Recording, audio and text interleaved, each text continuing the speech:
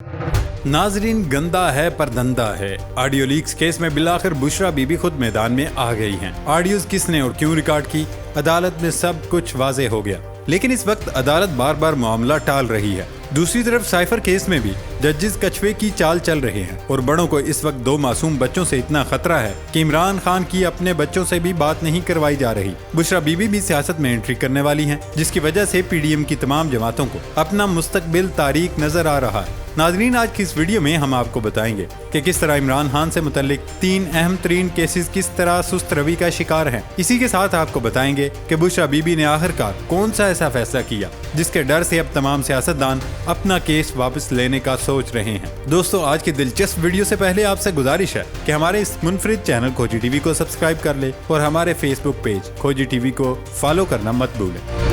नाजरीन, आपको याद होगा audio leaks case Bushra Bibi ने खुद दायर किया हुआ है। इसको इस्लामाबाद हाई कोर्ट के जस्टिस बाबर सत्तार सुन रहे हैं। पिछली समात पर उन्होंने कहा था कि वजारत दिफा जवाब जमा कराए, लेकिन जवाब नदारत जो जवाब आया वो भी कोई फ्रेब लग रहा है। ऑडियो लीक्स के खिलाफ केस में वजारत दिफा ने इस्लामाबाद हाई कोर्ट को बताया कि ऑडियो रिकॉर्डिंग में उनका कोई किरदार है, न मौजूदा केस में कोई रिकॉर्डिंग की गई, जिस पर जज ने ऐसे रिमार्क्स दिए कि सारा केस ही ढेर हो गया। उन्होंने बताया कि वजारत दिफा के जवाब से लगता है कोई भी रिकॉर्डिंग नहीं कर सकता और किसी के पास टेलीफोनिक गुफ्तगू रिकॉर्ड करने की सहूलत नहीं। वफाकी हुकूमत सवालों के जवाब दे, वरना हसास इदारों को बराह रास्त फरीक बनाकर जवाब तलब करेंगे।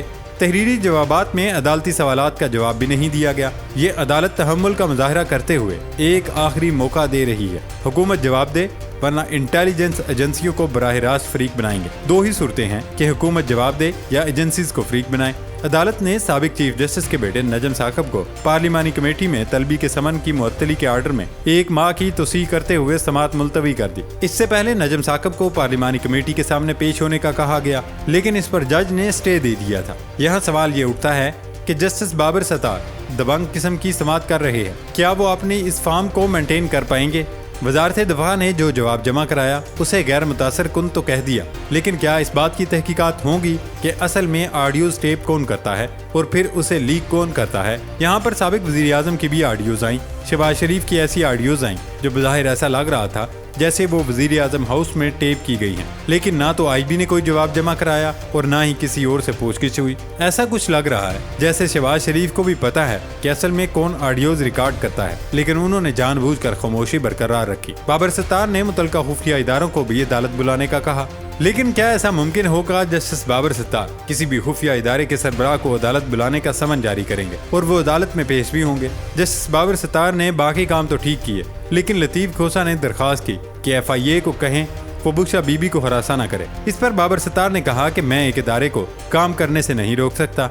जज साहब को भी बेहतर पता होगा हमारे यहाँ काम किस तरह से होते हैं और तफ्तीश किस तरह से होती है, तो जस्टिस बाबर सत्तार को कम से कम FIA से पूछना चाहिए था कि तफ्तीश का अमल किस तरह से किया जा रहा है। ये कोई बात नहीं हुई कि मैं किसी को काम से नहीं रोक सकता, जब मुल्क की साबिक खातून अव्वल को इस कदर तंग किया जा रहा है कि वो अपने तहफ़्फ़ुज़ के हवाले से परेशान हैं। और अब तो ये बात भी सामने आ रही है बुशरा बीबी PDM में शामिल तमाम जमातों और सियासतदानों के खिलाफ केस करने जा रही है। गैर मुसद्दका इत्तलात के मुताबिक अगर ये केस दायर हो गया तो PDM वाले सारे दम दबाकर भागेंगे और उनको कोई रास्ता नहीं मिलेगा। नाजरीन, दूसरी तरफ साइफर केस में जज के कछुए जैसी चाल चल रही है।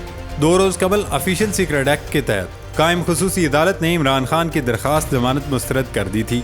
बैरिस्टर सलमान सफदर के तवस्सुत से जमानत बाद अज गिरफ्तारी के लिए दरखास्त इस्लामाबाद कोर्ट में दायर की थी, जिस पर कल समात हुई।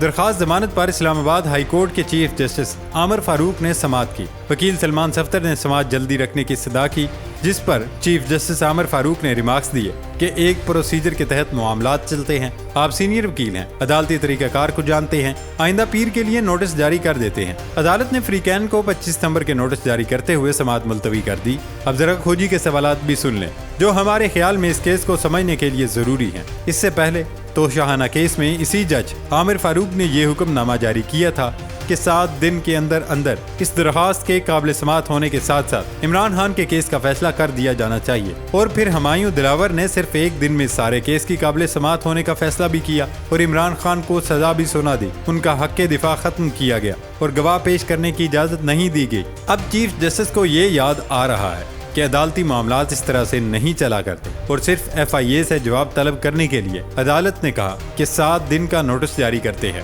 جسٹس عامر فاروق پر PTI نے کئی بار عدم اعتماد کا اظہار کیا، لیکن انہیں ابھی تک سمجھ نہیں آیا ہائی کورٹ میں 60 ججز ہوتے ہیں، لیکن عمران خان کی درخواست ہر بار چیف جسٹس عامر فاروق کے پاس ہی کیوں لگتی ہے؟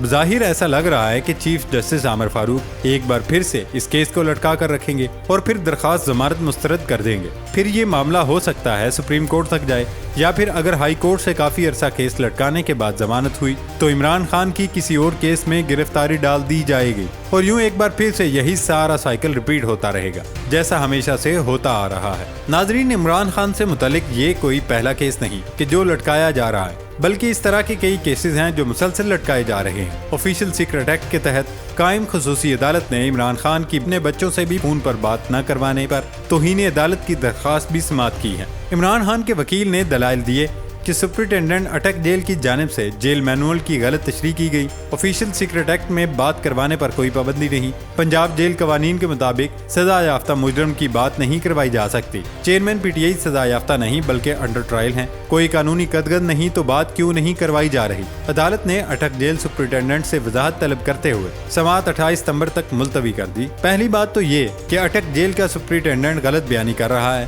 عمران خان نہ تو سزا یافتہ ہیں اور نہ ہی وہ ایسے مجرم ہیں جن سے ریاست کو کوئی بڑے خطرات لاحق ہیں۔ عمران خان کی بجائے یہاں اگر کلبھوشن ہوتا تو اسے ریاست نے اتنا پروٹوکول دیا کہ اس کے گھر والوں کو پاکستان بلایا گیا اور ان سے آمنے سامنے بیٹھ کر بات کرائی گئی، تو پھر عمران خان کے وقت میں ریاست صرف ایک کال سے اتنی خوف زدہ کیوں ہے؟ اس کے علاوہ جج نے یہ سماعت 10 دن تک کے لیے ملتوی کر دی۔ یہ بھی ممکن تھا کہ کل ہی اٹک جیل سے جواب طلب کیا جاتا، لیکن جج صاحب نے ایسا نہیں کیا، اور باتیں وہ کرتے ہیں کہ میں ایک دلیر جج ہوں، لیکن ایسا کچھ نہیں۔ عمران خان کو ہر کیس میں امتیازی سلوک کا سامنا ہے۔ اب دیکھنا یہ کہ عمران خان یا عمران خان کی فیملی کی جانب سے اس کے لیے کیا لائحہ عمل تیار کیا جاتا ہے، اور کیا بشرا بی بی خود سیاست میں آ کر سب کچھ سنبھال رہی ہیں یا نہیں، اب یہ تو وقت ہی بتائے گا۔ یہ تھی ہماری آج کی ویڈیو۔ نئی ویڈیو تک اپنا خیال رکھیے گا۔ اجازت دیں، اللہ حافظ۔